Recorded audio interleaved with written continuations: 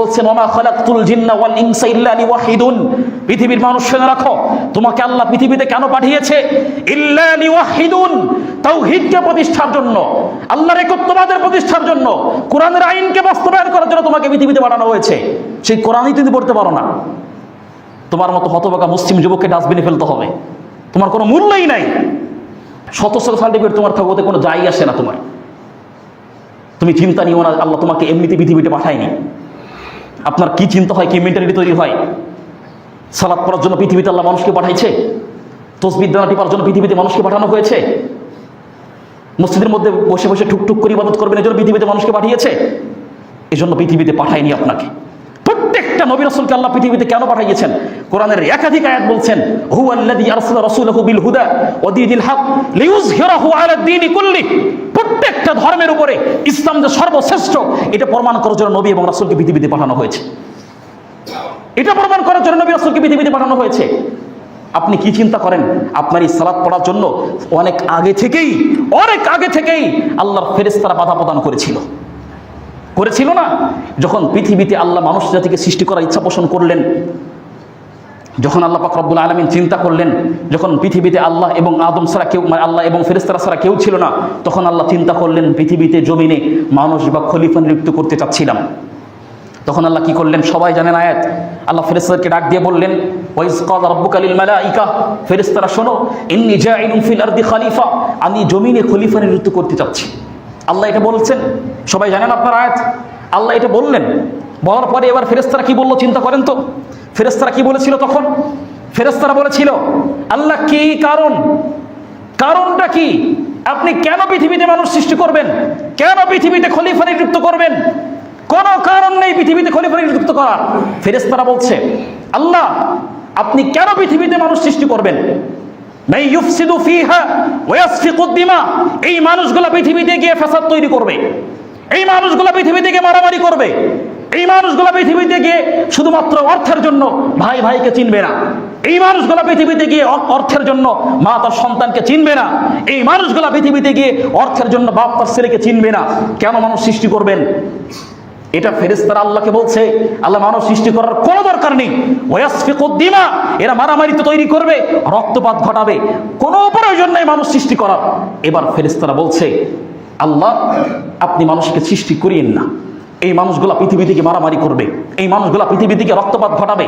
তাহলে কি আপনি রব হিসাবে, আপনি আল্লাহ হিসাবে, আপনি প্রভু হিসাবে ওয়া নাহনু নুসাব্বিহু বিহামদিক ওয়া নুকদ্দিসু লাক, আপনি রব হিসাবে আপনার প্রশংসা, আপনার তাসবিহ, আপনার তাহলিল, আপনার সালাত, আপনার সিয়াম, যত রকমের বন্দেগী, এগুলো করার জন্য আমরা ফেরেশতারা আছি, অতএব মানুষ সৃষ্টি করার কোনো দরকারই নেই। একথা কি ফেরেশতারা বলেছিল? একথা ফেরেশতারা বলেছিল? একথা দিয়ে ফেরেশতারা বলে থাকে, তাহলে আপনি কি চিন্তা করেন এই তাসবিহ দানা টিপার জন্য আল্লাহ পৃথিবীতে আপনাকে পাঠিয়েছে? যদি আপনার চিন্তা এরকম হয় মুসলিম হিসাবে, চিন্তা আজ থেকে ছুঁড়ে ফেলেন। এই তাসবিহ দানা টিপার জন্য পৃথিবীতে মানুষকে পাঠানো হয় নাই, কারণ এটা ফেরেশতারা আগেতেই শর্ত দিয়ে দিয়েছে যে আল্লাহ এই প্রশংসা করার জন্য, এই তাসবিহ তাহলিল করার জন্য আমরা ফেরেশতারা আছি, মানুষকে সৃষ্টি করার কোনো দরকার নেই। আজকে দুঃখের বিষয়, দুঃখ লাগে আসলে, যেখানেই যাবে মুসলিমরা অবহেলিত কেন? যেখানেই যাবে মুসলিমরা কেন আজকে অবহেলিত হচ্ছে? পশ্চিম সভ্যতা মুসলিম জাতিকে ধ্বংস করে দিচ্ছে, যুবকদেরকে ধ্বংস করে দিচ্ছে। এই যুবকগুলো এখন বুঝতে পারছে না, ইহুদি খ্রিস্টানের চালা এখন বুঝতে পারছে না। আজকে একটা যুবককে দাঁড় করান, দাঁড়িয়ে জিজ্ঞেস করেন ওর জীবনের লক্ষ্য, টার্গেট, উদ্দেশ্য কি? ও বলবে কি? আমার জীবনের লক্ষ্য হচ্ছে বড় হয়ে একটা চাকরি করা, একটা বিল্ডিং বাড়ি তৈরি করা, কিছু টাকা ইনকাম করা, ব্যাস এরকমটাই বলবে। নাকি ভুল বললাম?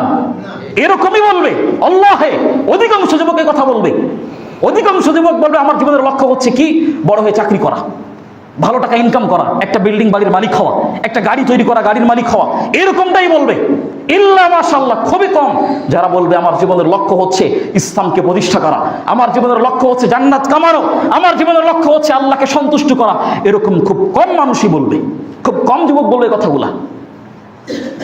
অথচ রাসূলুল্লাহ সাল্লাল্লাহু আলাইহি ওয়াসাল্লাম যে ধর্ম আপনাকে এনে দিয়েছেন, এই ধর্ম দেওয়ার জন্য একজন দুইজন নয়, লক্ষাধিক সাহাবার জীবন দিতে হয়েছে, লক্ষাধিক সাহাবার জীবন দিতে হয়েছে। আমি বারবার বলি একটা কথা, যে আসলে এই বাংলাদেশ কিন্তু স্বাধীন করতে হয়েছিল, স্বাধীন করতে হয়েছিল না?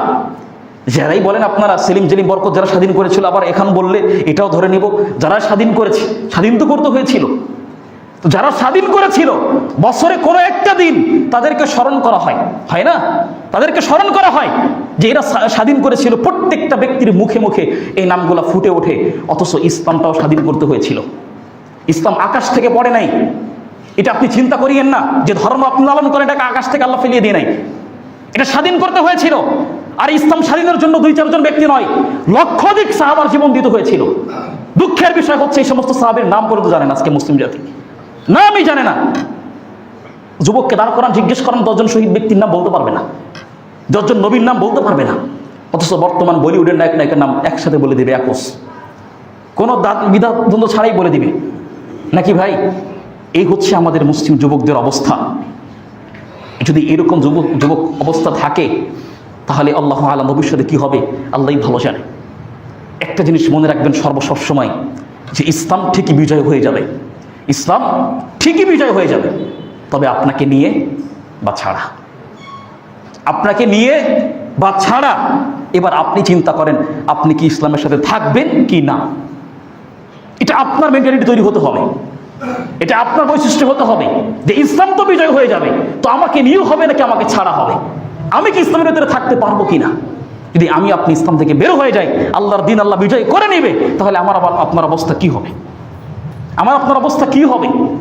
সম্মানিত উপস্থিতি, এই কথাই বলতে চাচ্ছিলাম যে আজকে মুসলিম যুবকদের অবস্থা এই এতটা অধপতনে, এরা কোরআনই পড়তে জানে না।